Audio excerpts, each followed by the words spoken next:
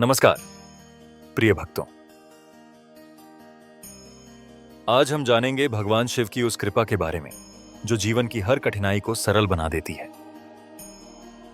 आइए पूज्य पंडित प्रदीप जी मिश्रा के अमृतमयी वचनों से सुनते हैं शिव महापुराण की वो कथा जो बताती है कि शिव की कृपा कैसे होती है। सभी को सादर प्रणाम।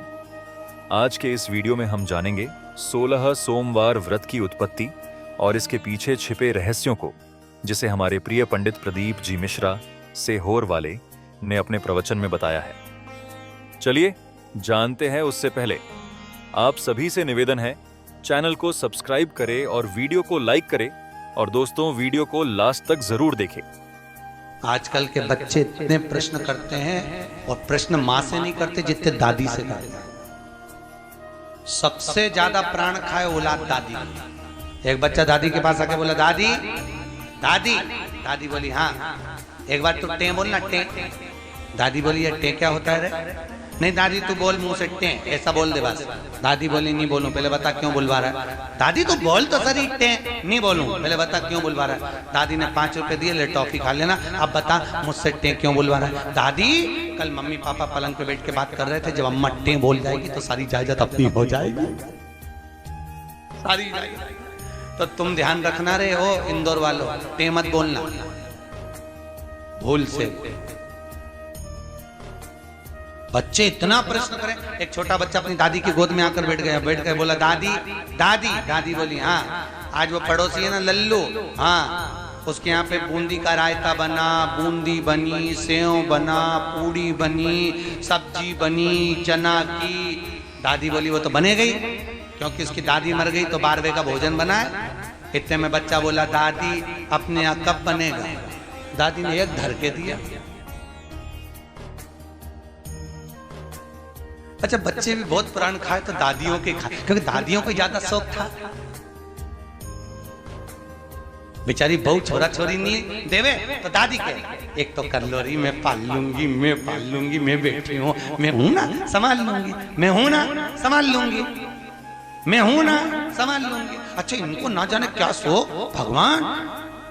दिन भर अब छोरा बहू का छोरा छोरी हो गया ना, अभी भी आशा लगा के बैठी है, बस बहू का छोरा हुआ, मेरे पोते का ब्याह हो जाए, पोता बहू आ जाए, बस मैं सोना की सीढ़ी चढ़ जाऊं। बताओ सुखदेव आश्रम की 4 सीढ़ी चढ़ते नहीं बन रही, सोना की सीढ़ी चढ़ने चली। यहाँ पे तो हापड़ी भरा रही है सोना की चढ़। और औलाद भी ऐसी, पर पोता भी हो गया तो सोने की सीढ़ी जब दादियों की चढ़ाएं, कई जगह हमको बुलाएं देखने के लिए, गुरुजी आओ हमारी अम्मा सोने की सीढ़ी चढ़ रही, तो इतनी सी सोने की सीढ़ी बनवाए पट्टा, इतनी सी सीढ़ी चढ़ चढ़। वो सीढ़ी मुड़ जाए पर अम्मा नहीं चढ़े।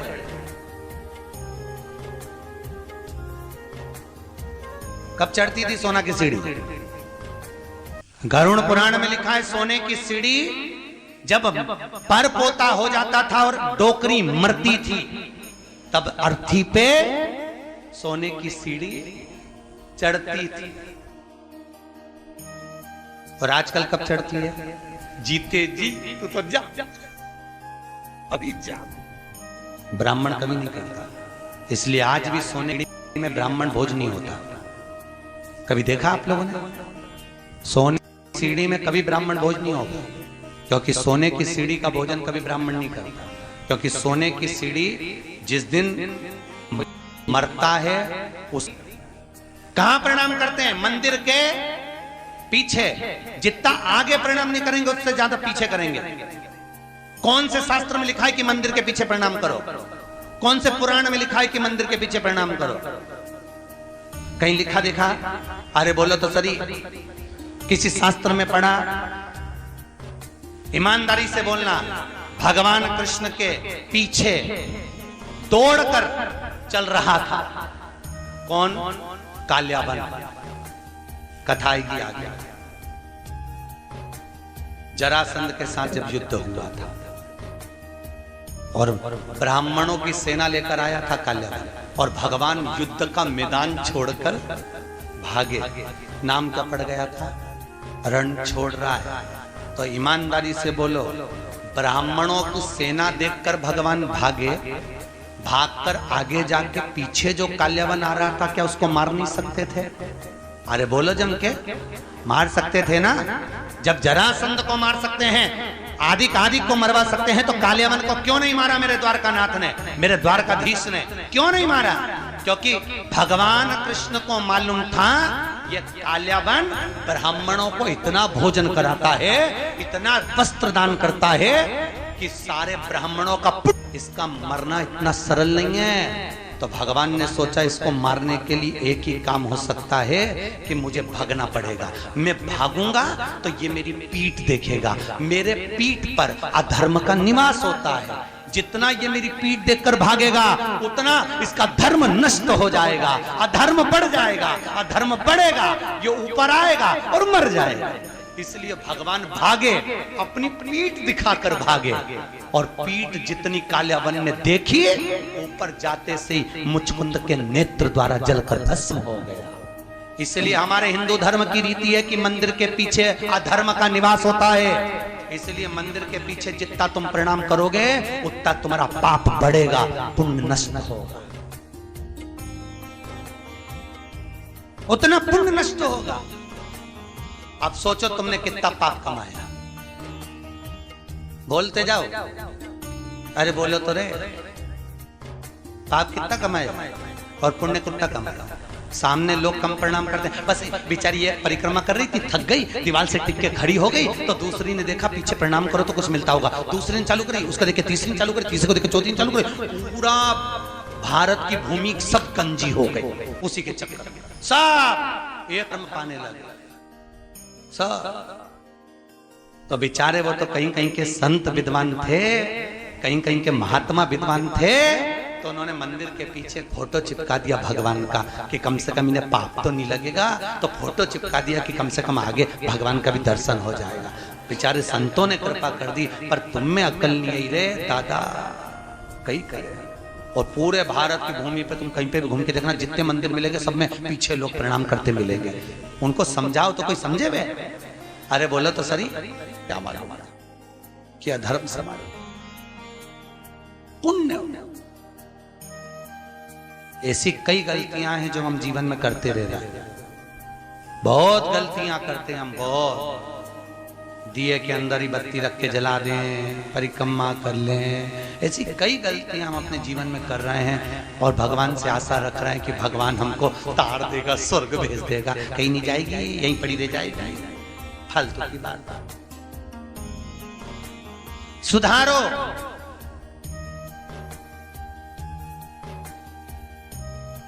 कुछ तो गलत भक्षण करा होगा तो स्वास्थ्य का खराबी हो जाती है, कुछ जीवन को भ्रमता उत्पन्न कर, हमें बचना उस भ्रम से, हमें डरना उस भ्रम से। महाराज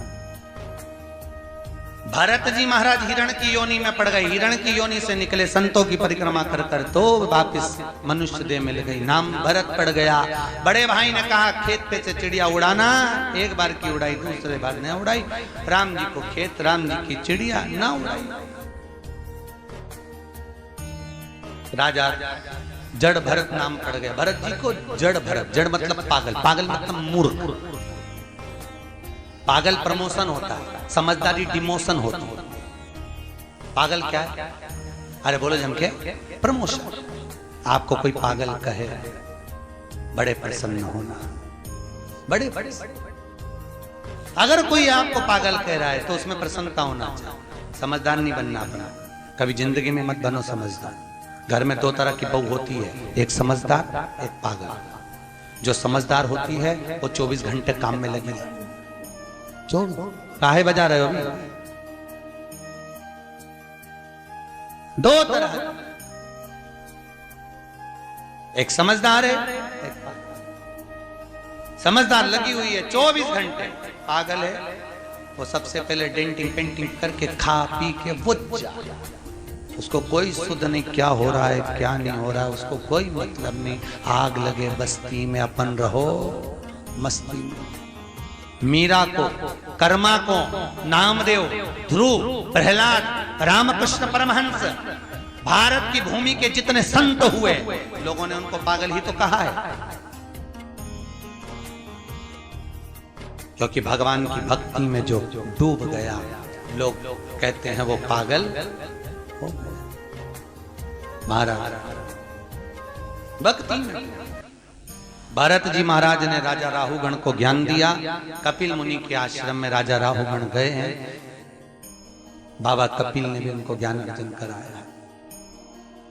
समय आया आगे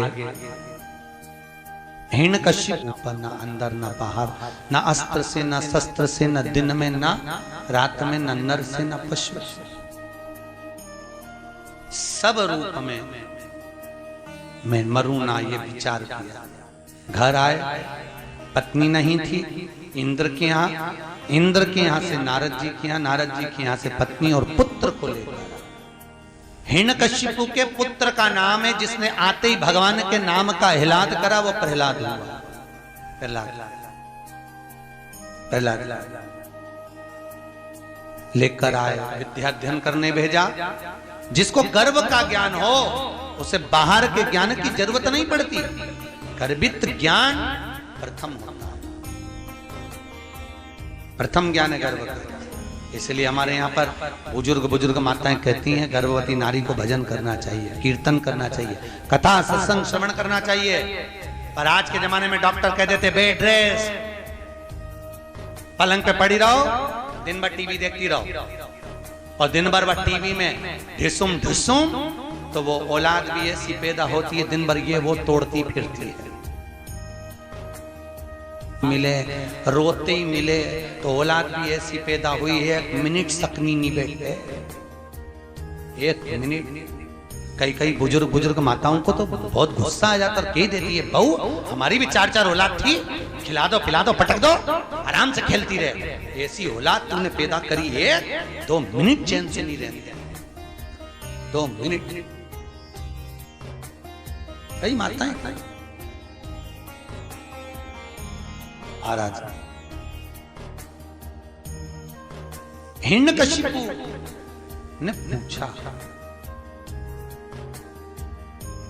जब हिरण्यकशिपु की बहन चली गई समाप्त, पूछा कहां है तेरा भगवान? सर्वस्व खंबे में है, खंबे में भी है। गदा का प्रहार करा, खंबा टूट के नीचे गिरा, नरसिंह भगवान प्रकट हो गए। बोलो नरसिंह भगवान की। नरसिंह भगवान प्रकट हुए। शाम का समय था, पकड़ा दहली पर ले गए, न नीचे मरे न ऊपर, जंघा पर मारा, न अंदर न बाहर, दहली पर, न अस्त्र से न शस्त्र से, नख से, न दिन में न रात में, शाम के समय, न नर से न पशु से, नरसिंह बनकर, ना ही 12 महीने में मरे, इसलिए एक अधिक कर, अधिक मास। हाथों को फाड़ा, आते निकाल कर गले में धारण करा, देवताओं ने पुष्पों की वृष्टि करी। बोलो नरसिंह भगवान की। नरसिंह भगवान का आनंद सुख प्राप्त हुआ। प्रहलाद जी ने स्तुति करी है महाराज। नर हरि नंद लाल भजो नरसिंह गोपाल, नर हरि नंद लाल भजो नरसिंह गोपाल, नर हरि नंद लाल भजो नरसिंह गोपाल, नर हरि नंद लाल भजो नरसिंह गोपाल, भजो नरसिंह गोपाल, भजो नरसिंह गोपाल, भजो नरसिंह गोपाल, भजो नरसिंह गोपाल, नर हरि नंद लाल भजो नरसिंह गोपाल, नर हरि नंद लाल भजो नरसिंह गोपाल, नर हरि नंद लाल भजो नरसिंह गोपाल, नर हरि नंद लाल भजो नरसिंह गोपाल। बोल नरसिंह भगवान की। भगवान नरसिंह आनंद में रहकर प्रहलाद को जिह्वा से चाटकर पशुता दर्शाते हैं। स्तुति कर आनंद सुख प्रहलाद जी महाराज पाते हैं। आगे गजग्रह का वर्णन। एक सुंदर सरोवर में हाथी स्नान करने गया, मगर ने पांव पकड़ा, छूटता नहीं, बहुत प्रयास किया। अंत में पूरा परिवार जब हार गया तब भगवान को बुलाया।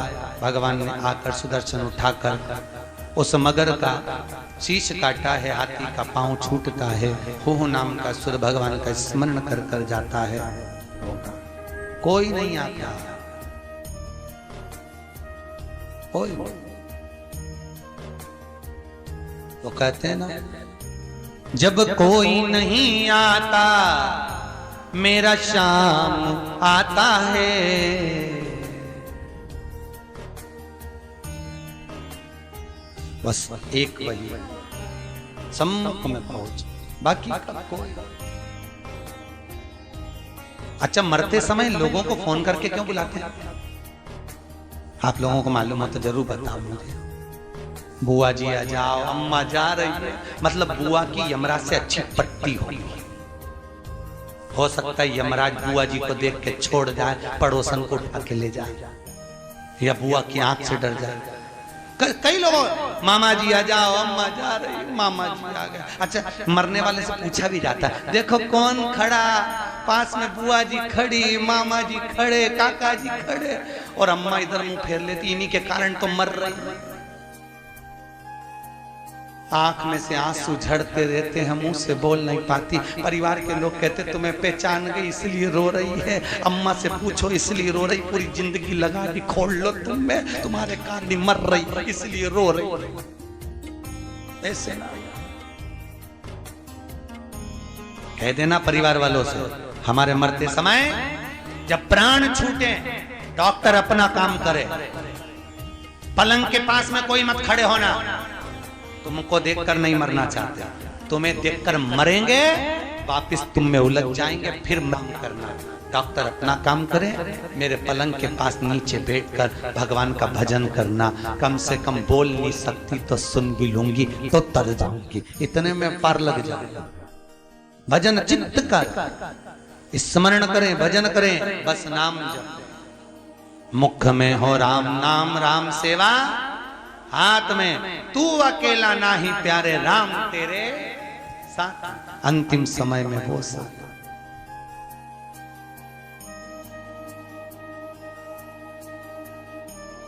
कहे हारे हारे हारे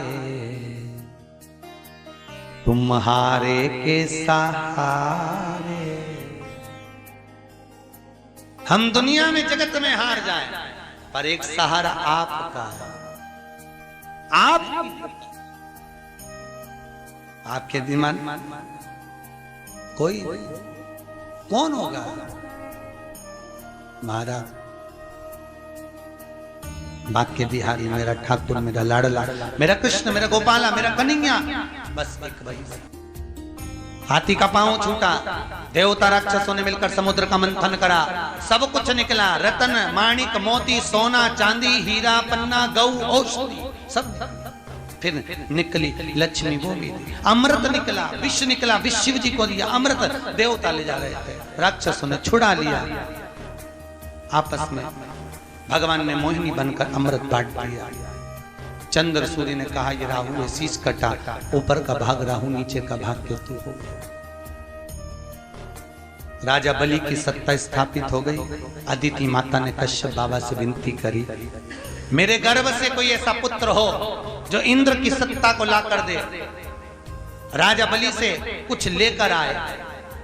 कश्यप बाबा ने अदिति माता को पयोव्रत करवाया, और उस व्रत की प्रबलता से अदिति माता के गर्भ में भगवान वामन आकर विराजमान हुए हैं। महाराज अदिति माता के गर्भ से वामन भगवान प्रकट हुए। बोल वामन भगवान की। अदिति माता के गर्भ से जब वामन भगवान प्रकट हुए, राजा बलि पधार रहे हैं। जोरदार ताली बजाएं राजा बलि के।